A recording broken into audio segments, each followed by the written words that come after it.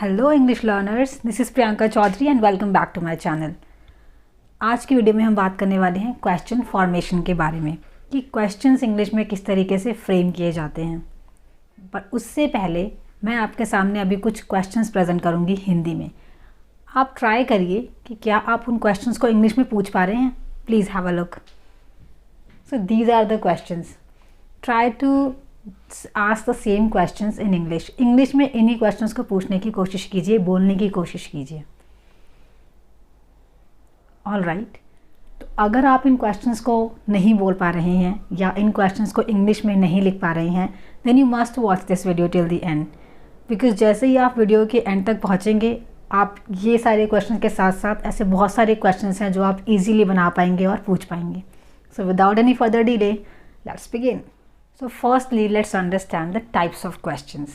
So there are two types of questions, close-ended questions and open-ended questions. अब ये close-ended और open-ended questions होते क्या हैं? Let's understand this. So close-ended questions वो questions होते हैं जिनका आप आंसर देना प्रेफर करते हैं yes और no में। मीन्स इन questions के आंसर आप हाँ या ना में ही देते हैं। और इस तरीके के जो questions होते हैं वो हमेशा स्टार्ट होते हैं ऑक्सिलरी वर्ब से या फिर हेल्पिंग वर्ब से। मोरओवर, आपको इस टाइप के क्वेश्चंस जब आप पूछते हैं तो आपको ज़्यादा कुछ डिटेल में आंसर नहीं चाहिए होता है। आप ये क्वेश्चंस कुछ कंफर्मेशन के लिए पूछते हैं बस। ऑन द अदर हैंड, अगर हम बात करें ओपन एंडेड क्वेश्चंस की, तो ये वो क्वेश्चंस होते हैं जहाँ आप चाहते हैं कि सामने वाला पर्सन सिर्फ हाँ या ना में नहीं आंसर करे, आप कुछ डिटेल आंसर चाहते हैं। सो उस सिचुएशन में आप पूछते हैं ओपन एंडेड क्वेश्चंस। और ये जो ओपन एंडेड क्वेश्चंस होते हैं ये स्टार्ट होते हैं क्वेश्चन वर्ड्स से या फिर क्वेश्चन फ्रेजेस से। अब ये क्वेश्चन वर्ड्स क्या हैं? Question words like WH questions, जो हमने अभी प्रीवियस वीडियोस में किया था। सो अगर आपने वो वीडियो नहीं देखी है, do not forget to check out that video. उसका लिंक मैं आपको डिस्क्रिप्शन बॉक्स में दे दूँगी जहाँ से आप वीडियो चेक कर सकते हैं। सो WH क्वेश्चंस में वर्ड्स आते हैं like what, why, where, when, how, and there are so many. Now what is question phrase? Question phrases वो होते हैं like how many, how long, how far. So these type of questions are like question phrases में भी हम questions पूछते हैं।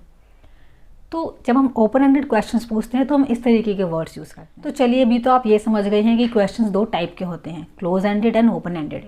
अब मैं आपके सामने कुछ एग्जाम्पल्स प्रेजेंट करती हूँ जिसे देख के आपको और क्लैरिफिकेशन होगी कि ये क्वेश्चंस किस टाइप के होते हैं exactly.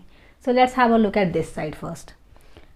So do you know my name, अगर मैं आपसे पूछूं do you know my name तो आप क्या बोलेंगे? ऑब्वियसली आप कहेंगे येस या फिर आप कहेंगे no. Next, are you single, again आप यही कहेंगे येस या फिर no. Next, were they absent yesterday, were they absent yesterday, क्या वो लोग कल एब्सेंट थे? तो अगेन आंसर यही आएगा येस या फिर no. Next one, can she help me, again answer आएगा येस या फिर नो। जैसे कि आपने अभी देखा ये थे क्लोज एंडेड क्वेश्चंस, क्योंकि इनके आंसर येस या फिर नो में आ रहे थे एंड क्वेश्चन वहीं पे और आंसर वहीं पे ख़त्म हो जाता है। Now let's have a look at the next side, another side. So open ended questions are like these. जैसे कि मैंने आपको कहा कि open ended questions WH word से स्टार्ट होते हैं। So what is your name, अब ऑब्वियसली जब मैं आपसे पूछूंगी व्हाट इज़ योर नेम, आप येस या नो तो नहीं कहेंगे, आप अपना नाम बताएंगे exactly. So what is your name is the question. Next, why are you single, this is also a question. So यहाँ आप कंपेयर कर सकते हैं, यहाँ क्वेश्चन था आर यू सिंगल, आंसर आएगा येस नो में। अब यहाँ है वाई आर यू सिंगल, तो यहाँ आप येस नो तो नहीं कहेंगे, यहाँ आप वाई का रीज़न देंगे क्यों। Next, where were you yesterday, यहाँ तो क्वेश्चन था कि वर दे एब्सेंट येस्टरडे, कि क्या वो लोग कल छुट्टी पे थे, और यहाँ पे डिटेल आंसर देना होगा आपको कि वेयर वर यू येस्टरडे, तुम कल थे कहाँ। इस तरीके से आपको यहाँ पे डिटेल आंसर करना होता है। Next is who helped you, तुम्हारी हेल्प करी किसने, तो एग्जैक्टली यहाँ पर भी आप येस या नो तो नहीं बोल सकते। So this is the way actually open ended questions are asked and close ended questions are asked in this way. अभी तो आप ये समझ गए हैं कि ये होते क्या हैं। नाउ लेट्स अंडरस्टैंड कि ये जो क्वेश्चंस हैं वो बनाए कैसे गए exactly. Let's have a look at each and every word carefully. चलिए एक एक वर्ड को ध्यान से देखते हैं और समझते हैं कि किस तरीके से सेंटेंस में बनाए जा रहे हैं, किस तरीके से ये वर्ड सेंटेंस में यूज़ किए जा रहे हैं। पर उससे पहले have a look at this side. ये जो आप यहाँ पे कुछ 4 पॉइंट्स देख रहे हैं, चलिए इसको समझते हैं पहले। सो द फर्स्ट इज़, जब भी आप क्वेश्चन बनाएंगे सबसे पहले आप यूज़ करेंगे क्वेश्चन वर्ड या फिर कोई क्वेश्चन फ्रेज। उसके बाद एक ऑर्डर है, इसी ऑर्डर में आपको सेंटेंस फ्रेम करना होगा। नेक्स्ट आपको बोलना होता है ऑक्सिलरी वर्ब या फिर हेल्पिंग वर्ब। अब ये ऑक्सिलरी एंड हेल्पिंग वर्ब्स है क्या? So let me tell you, these verbs are like is, am are, was, were, will. और जो मॉडल्स होते हैं, I am not talking about the models who just go on ramp, no, उनकी बात नहीं कर रही हूँ। I am talking about the models in English grammar. So can, could, may, might, will, should, ये सारे होते हैं मॉडल्स। तो ये भी सब आते हैं ऑक्सिलरी वर्ब्स में या हेल्पिंग वर्ब्स में। आपको ये सब चीज़ें यूज़ करनी होती हैं। नेक्स्ट आफ्टर दैट आपको यूज़ करना होता है सब्जेक्ट। अब ये सब्जेक्ट है क्या? सब्जेक्ट वो होता है सेंटेंस में जिसके बारे में आप बात कर रहे होते हैं। Speaker of any action in a sentence is called subject. फिर आपको वो यूज़ करना होता है। And the next is main verb. Main verb ये क्या है? Main verb is the main action और द एक्टिविटी जो सब्जेक्ट कर रहा है। For example at this moment मैं बोल रही हूँ, सो स्पीक है इसमें मेन वर्ब। प्ले होता है खेलना, मेन वर्ब। सिंग भी मेन वर्ब है। वॉच, कुक, टॉक, हेल्प, ये सभी मेन वर्ब है। तो आई थिंक अभी आप समझ चुके हैं ये सारे किस तरीके से हमें किस ऑर्डर में यूज़ करने हैं। अब चलिए इनको समझते हैं। जो हमने ऑलरेडी अभी क्वेश्चंस बनाए थे, जो देखे थे, क्या ये ऑर्डर उनमें फॉलो होता है? Let's understand. चलिए पहले यहाँ से स्टार्ट करते हैं। So the first is WH word which is a question word. ये क्वेश्चन वर्ड है, सो यस फॉलो होता है, फर्स्ट इज राइट। नेक्स्ट आता है हमारा इज़। तो इज़ क्या है? ऑक्सिलरी वर्ब है, हेल्पिंग वर्ब है, this is also correct. And the next one is subject. बात किसके बारे में हो रही है? योर, आपके बारे में, तो सब्जेक्ट हुआ इसमें योर। उसके बाद क्योंकि इस सेंटेंस में कोई मेन वर्ब नहीं था तो वो हमने स्किप कर दिया। So what is your name? इस तरीके से आपका क्वेश्चन बन जाता है। Now next let's have a look at the next question, why are you single? So again इसमें भी आप देख सकते हैं, first is question word and then auxiliary verb and then subject. उसके बाद यहाँ पे हमने कोई वर्ब ही यूज़ नहीं किया क्योंकि ज़रूरत नहीं थी। तो आपको जिस क्वेश्चन में मेन वर्ब बोलना ही नहीं है, इसकी ज़रूरत ही नहीं है, तो आप वो चीज़ स्किप कर देंगे, वो चीज़ आप नहीं लिखेंगे, ना लिखेंगे ना तो आप बोलेंगे। So why are you single and the question ends here. Next is where were you yesterday. ये क्वेश्चन भी वैसा ही है, इसमें भी आपको मेन वर्ब नहीं दिखाई देगा। Now let's have a look at the next question. So this is how did you do this. So how is the question word, next did is helping verb, next is you subject, and फिर इसमें do आया जो है main verb. So question है how did you do this. इसका meaning है कि आपने ये कैसे किया। सो आई थिंक अभी आप समझ चुके हैं कि ये ऑर्डर इन क्वेश्चंस में कैसे फॉलो होगा। चलिए अब देखते हैं हम क्लोज एंडेड क्वेश्चंस में ये ऑर्डर कैसे फॉलो होता है। तो क्योंकि यहाँ पे क्लोज एंडेड क्वेश्चंस हैं, हमें आंसर सिर्फ येस या नो में देने होते हैं, तो इसीलिए आपको यहाँ पे WH वर्ड्स या फिर क्वेश्चन वर्ड या फ्रेजेस नहीं दिखाई देंगे। तो यहाँ पे जो फर्स्ट ऑर्डर है वो यहाँ पे यूज़ नहीं होता है क्लोज एंडेड क्वेश्चंस में। यहाँ पे हम स्टार्ट करते हैं क्वेश्चंस फ्रेम करना डायरेक्ट ऑक्सिलरी वर्ब या फिर हेल्पिंग वर्ब से। Now let's have a look.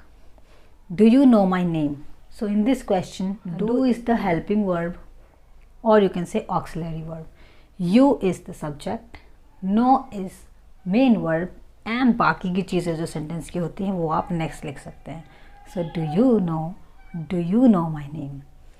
Next are you single. In this question R is helping verb, you is subject, and next main verb। इसमें हमें ज़रूरत नहीं थी तो हमने main verb को नहीं लिखा क्योंकि इस सेंटेंस में जो क्वेश्चन हम पूछना चाहते हैं कोई एक्शन ही नहीं है, तो हम वो चीज़ नहीं लिखेंगे। So are you single. Next, were they absent yesterday. So were is auxiliary verb, they is subject and absent कोई वर्ब नहीं है, एंड नेक्स्ट इज़ यस्टरडे, ये भी वर्ब नहीं है। तो ये बाकी के जो भी सेंटेंस के पार्ट रह जाते हैं फिर आपको वो लिखने होते हैं। So were they absent yesterday.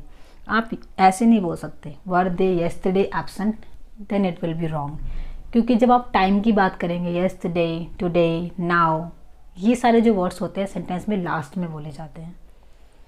Next, can she help me. So can is modal auxiliary verb, she is subject and help is main verb. Good. और मेरी हेल्प कर सकती है इसलिए हमने लगाया me. Can she help me. हमने यहाँ पे आई या माई क्यों नहीं लगाया, अगर ये भी आप जानना चाहते हैं, not forget to watch my video on pronoun, जिसमें मैंने एक्सप्लेन किया हुआ है कि लास्ट में हम आई या माई क्यों नहीं लगा सकते। All right then, I think you understood how are actually questions framed. अब आपको ये जानना भी ज़रूरी है कि क्वेश्चंस को बनाने के लिए इम्पॉर्टेंट ये है कि जो ऑक्सिलरी वर्ब है और सब्जेक्ट है ये दोनों आपस में मैच होने चाहिए, इन दोनों में अग्रीमेंट होना चाहिए। नहीं समझ आया? Okay, let me explain this to you. For example, so this is the question, do you play football. सो इसका मीनिंग है कि क्या आप फुटबॉल खेलते हैं, तो आंसर आएगा येस और नो। इट मीन्स ये क्वेश्चन कौन सा हुआ? Good guess, this is a close ended question. So do you play football, इस क्वेश्चन को अगर आपको कुछ और पूछना है, आपको यू नहीं बोलना, आपको सब्जेक्ट कुछ और लगाना है। सपोज़ आप बोलना चाहते हैं कि क्या वो फुटबॉल खेलती है, कोई फीमेल पर्सन की बात कर रहे हैं आप, तो क्वेश्चन कैसा होगा? अगर आप ऐसा कुछ बोलना चाहते हैं और आपने क्वेश्चन बोला do she play football, then it is going to be a wrong sentence. फिर आप कहेंगे हमने तो एग्जैक्टली ऑर्डर फॉलो किया है, then why is it wrong? Therefore I just told you कि जो भी ऑक्सिलरी वर्ब और सब्जेक्ट होगा उनमें आपस में अग्रीमेंट होना चाहिए। ऑक्सिलरी वर्ब क्या है इसमें? Good guess, do. And subject क्या है? शी। अब इन दोनों में अग्रीमेंट वाली बात ये है कि शी के साथ डू नहीं आता, शी के साथ हमें यूज़ करना होता है डज। यस, सिमिलरली ही के साथ भी हमें यूज़ करना होता है डज। और किसी का नेम अगर आप बोलना चाहते हैं कि क्या रीना फुटबॉल खेलती है, तो आप बोलेंगे डज रीना प्ले फुटबॉल। इस तरीके से आपको क्वेश्चंस फ्रेम करने होंगे, और जब भी आप सब्जेक्ट कुछ और बोलेंगे यू के अलावा, तो आपको उसी के अकॉर्डिंग ऑक्सिलरी वर्ब या फिर हेल्पिंग वर्ब यूज़ करना होगा। So does Reena play football. Similarly ऐसे बहुत सारे वर्ड्स हैं और हेल्पिंग वर्ब्स हैं और सब्जेक्ट्स हैं जो कि फिक्स हैं कि इनके साथ यही वाला ऑक्सिलरी वर्ब आएगा और इन ऑक्सिलरी वर्ब के साथ यही वाला सब्जेक्ट आएगा। तो ऐसे कौन कौन से वर्ड्स हैं और किन के साथ कौन सा वाला वर्ड आएगा, for your better understanding regarding this agreement between auxiliary verb and subject, मैं आपके सामने अभी प्रेजेंट करने वाली हूँ एक चार्ट, जिसे देख के आप इजीली समझ जाएंगे कि किसके साथ कौन सा वर्ब आना चाहिए और कौन से ऑक्सिलरी वर्ब के साथ कौन सा सब्जेक्ट आना चाहिए। And after observing this chart you will understand it better कि क्वेश्चंस किस तरीके से बनाने हैं। आप किसी भी क्वेश्चन को इजीली फ्रेम कर सकते हैं। So therefore let's have a look at the chart that I have prepared for you.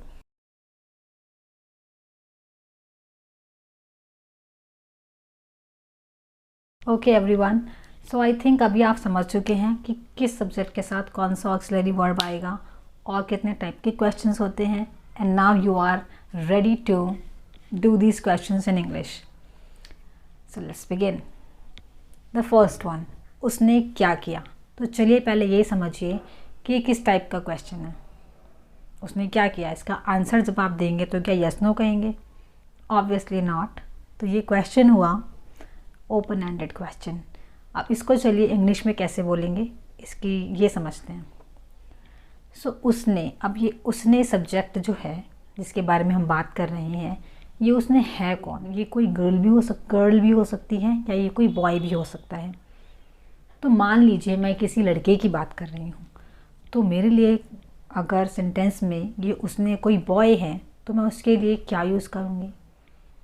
You are right, ही। तो चलिए सेंटेंस फ्रेम करते हैं। और उससे पहले हमें नोटिस करना है कि WH वर्ड क्या है इसमें? क्या। क्वेश्चन वर्ड क्या है? क्या। तो हमें स्टार्टिंग करनी है किससे? व्हाट से। उसके बाद हमें क्या यूज़ करना है? Helping verb. और हेल्पिंग वर्ब क्या होना चाहिए?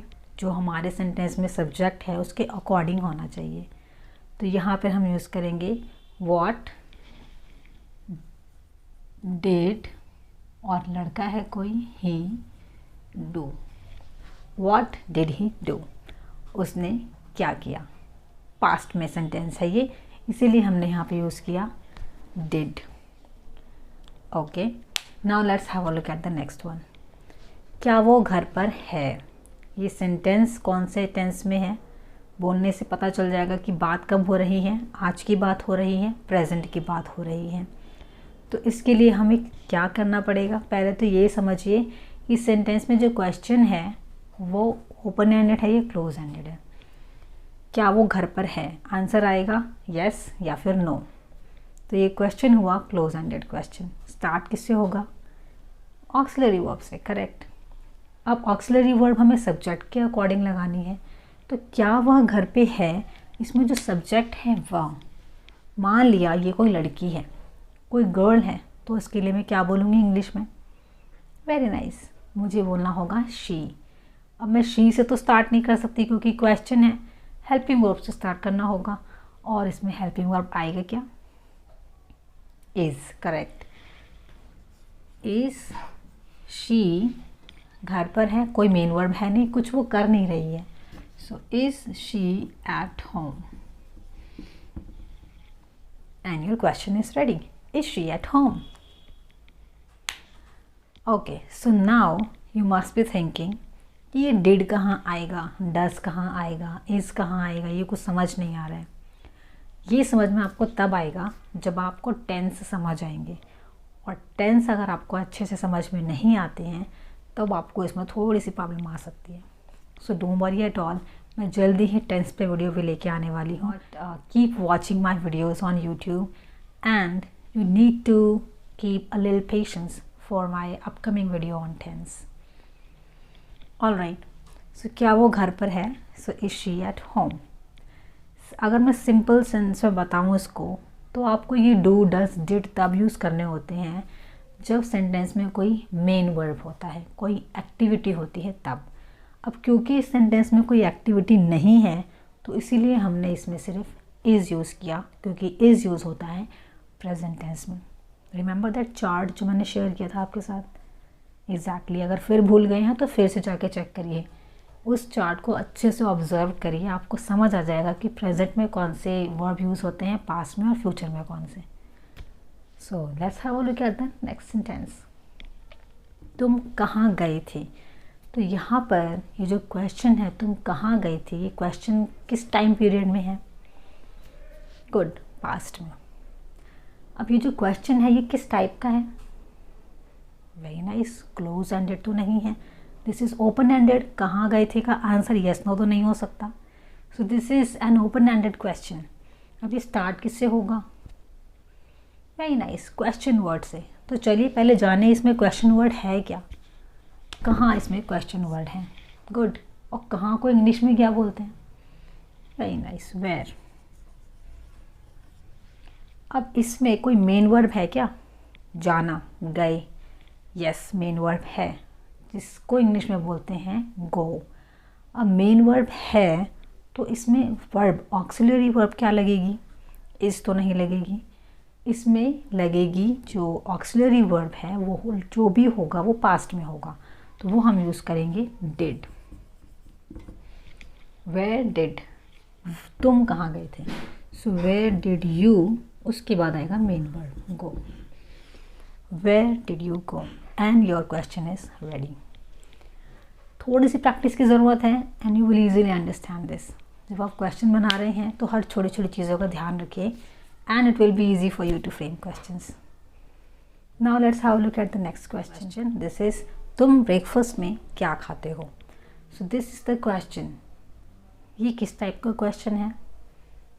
Very good, this is an open ended question. इस तरीके की क्वेश्चन को अगर हमें फ्रेम करना है इंग्लिश में तो हमारे लिए जानना क्या ज़रूरी है? पहले तो टाइम क्या है इसमें, खाते हो, so this is present.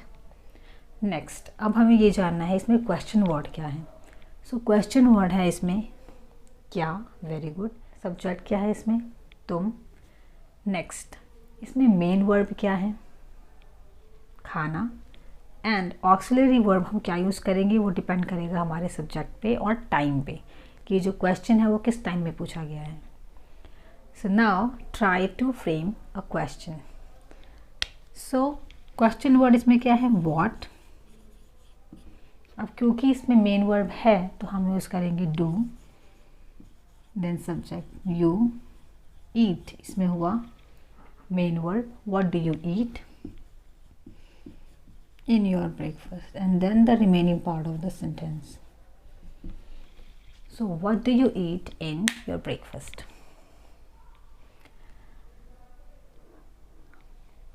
Eat की प्लेस पे आप have भी बोल सकते हो। What do you have in your breakfast? Sense same ही होगा, सेंटेंस का जो मीनिंग होगा वो सेम ही होगा। So I think now you understood how can you frame this question. Now let's have a look at the next question. क्या तुम्हारा भाई अंग्रेजी बोल सकता है? अब ये जो क्वेश्चन है इसका आंसर क्या आएगा, यस या फिर नो आएगा, राइट। सो ये क्वेश्चन हुआ a good guess, this is a close ended question. Start किससे करेंगे, हेल्पिंग वर्ब से, नाइस।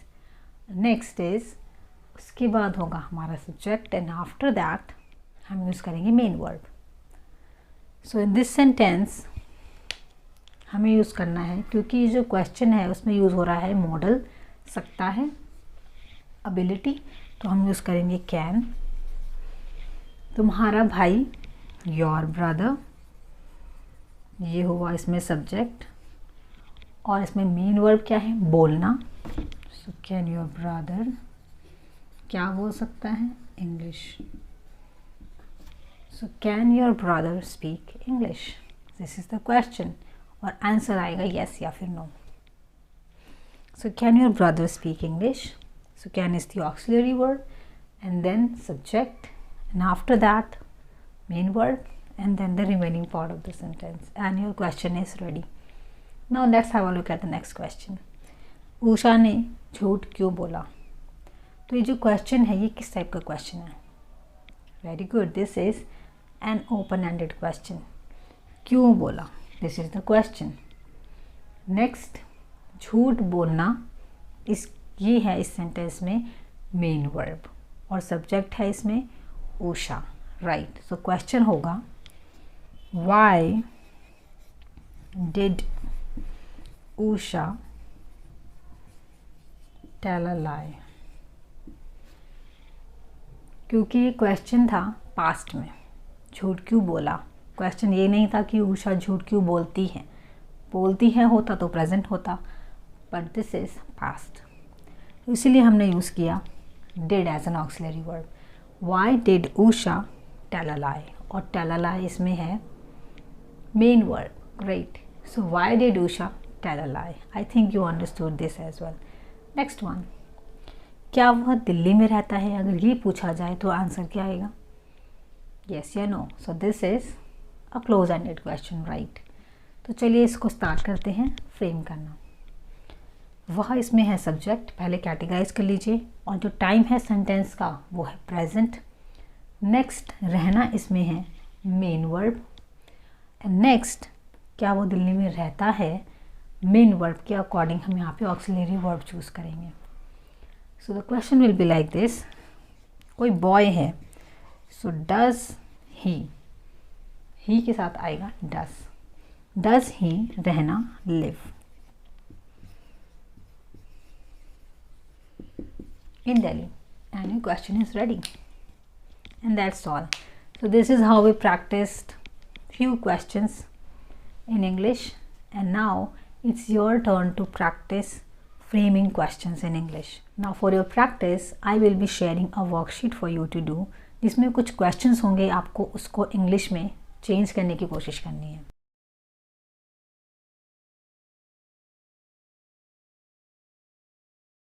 आई थिंक ये टॉपिक आप बहुत अच्छे से समझ चुके हैं और अब आपको क्वेश्चंस पूछने में कोई प्रॉब्लम नहीं आएगी. तो अगर आपको मुझसे कुछ क्वेश्चन पूछना है regarding this video, so you can type your questions in the comment section. I would love to read your questions.